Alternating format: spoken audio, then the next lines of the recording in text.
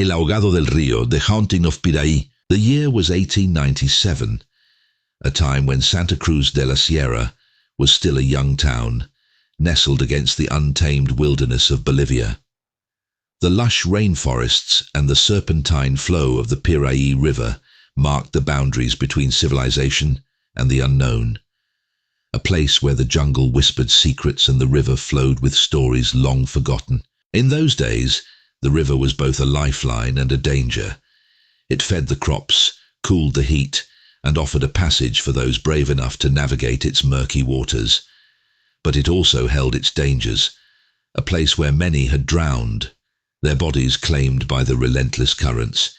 And yet there was one man whose death would forever haunt the town. His name was Joaquin Ortega, a fisherman known for his strength and quiet demeanor. He had lived by the river for as long as anyone could remember, casting his nets at dawn and returning with a bounty of fish.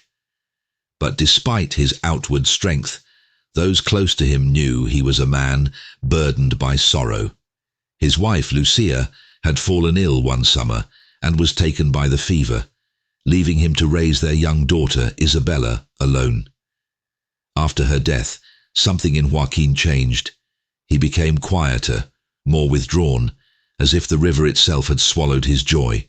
One stormy night, the town was rocked by thunder and rain.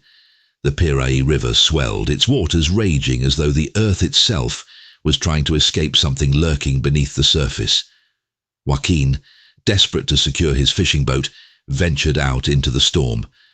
No one saw him again. The next morning, the townsfolk found his boat empty and adrift. His body, however, was never recovered. The people of Santa Cruz whispered that the river had taken him, claimed him as its own. They said it was an accident, but old Don Esteban, the village elder, insisted there was more to the story. He spoke of an ancient curse on the river, a vengeful spirit that pulled the souls of the lonely and grief-stricken into its depths. Weeks passed, and the town tried to move on, but something had changed along the riverbanks.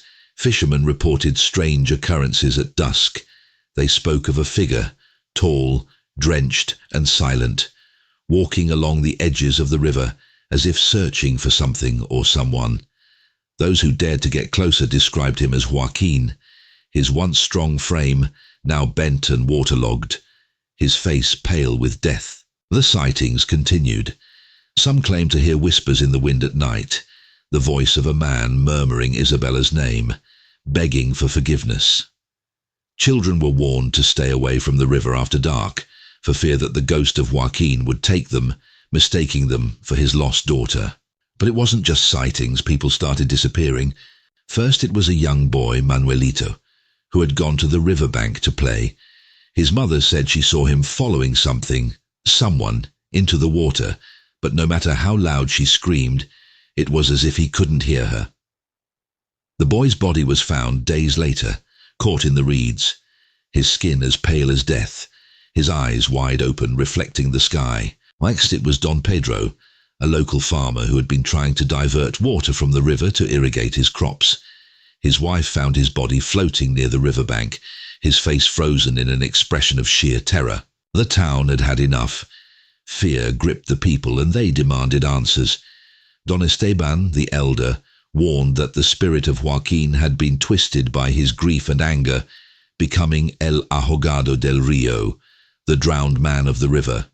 His soul, trapped by the weight of his loss, now sought to drag others into the depths to join him. A group of men led by Father Ignacio, a priest known for his exorcisms, ventured out one night to put Joaquin's spirit to rest.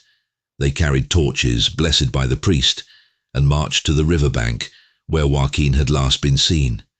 The air was thick with mist, and the only sound was the slow, hypnotic flow of the river. As they reached the water's edge, the temperature plummeted. From the mist emerged Joaquin's ghost, his hollow eyes fixed on them. His once strong arms now hung like dead weights, his mouth dripping with river water as he stepped forward, silently pleading for release. Father Ignacio began the ritual, his voice echoing into the night, but Joaquin's spirit resisted. The wind picked up, howling through the trees, and the river roared as if it were alive, angry at the priest's interference. Suddenly, one of the men, Carlos, was pulled into the water, his screams lost beneath the torrent. The others ran, abandoning the ritual, leaving Father Ignacio to face El Ahogado alone. The priest, clutching his rosary, whispered a final prayer as Joaquin's ghost reached out with a hand as cold as death. No one saw Father Ignacio again. The townspeople say he was taken by Joaquin, lost to the river's curse. Today, the Pire River still flows through Santa Cruz, quiet and unassuming. But at night, when the mist rolls in and the wind carries the sound of distant whispers, the people know better than to linger near the water. They know that Joaquin's spirit still walks the riverbank, searching, waiting, for the next soul to drag into the depths.